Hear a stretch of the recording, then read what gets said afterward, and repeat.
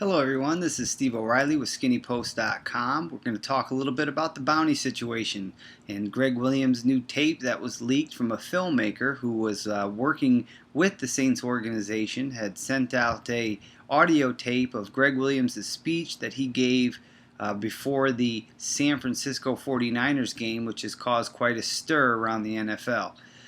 Basically, my opinion and our opinion here at skinnypost.com is that that kind of speech is something that kind of goes over the board of sportsmanship, if you will.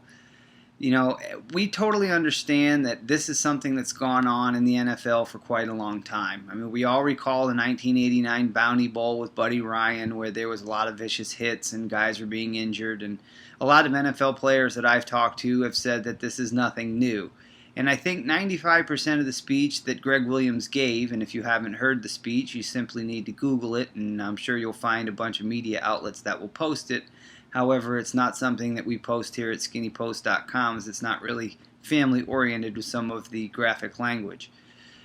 With that said, Gregg Williams crossed the line in two different areas. He specifically pointed out individuals and their specific injuries and targeted those injuries as something that the players on defense should focus on in order to take them out of the game. Talking about ACLs, talking about head injuries, guys who had specific knee problems, and focusing and targeting on those players with the intent to hurt them. And I believe that's what crosses the line. I don't have a problem with the talk of getting, hurting people and, make sure you run through tackles and go in there and knock them out and go in there and kick their butts and all that kind of stuff, because that's what coaches do to get guys motivated, especially in a big game, in the playoffs.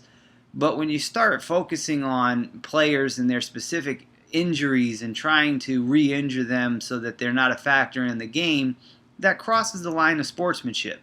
And at the end of the day, this is still a sport.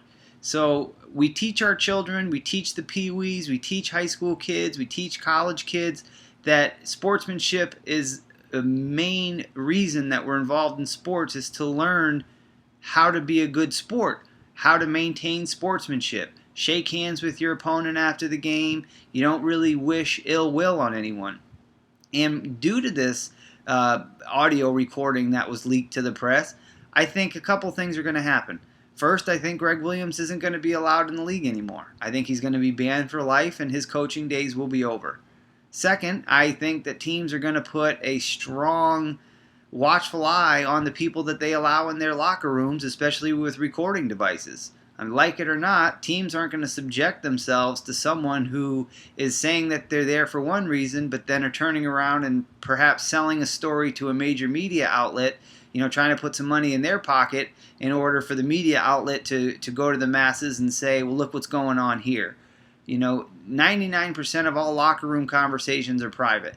And what coaches say to players and how they motivate their guys is up to them. When they cross the line of trying to intentionally hurt players, I don't think that's right. I think many of you will agree it's not right. So the Saints are in a situation right now where they're going to have to pay the piper. They've already lost their head coach to a suspension, even though he's under appeal, and their general manager for half a year, even though he's under appeal. Whether players are suspended or not is still unknown. The league is looking into it. But at the end of the day, I think Gregg Williams crossed the line. These are all guys that have to go home to their families. They all have wives and kids and mothers and fathers just like the rest of us. So we wouldn't want to put our children or our parents into situations where they're being targeted to possibly end their career, if you will. And I think that's what crosses the line. So with that said, hopefully we can put this bounty situation to rest and we don't have to talk about this dark cloud that's hovering over the NFL right now. Will it continue to happen?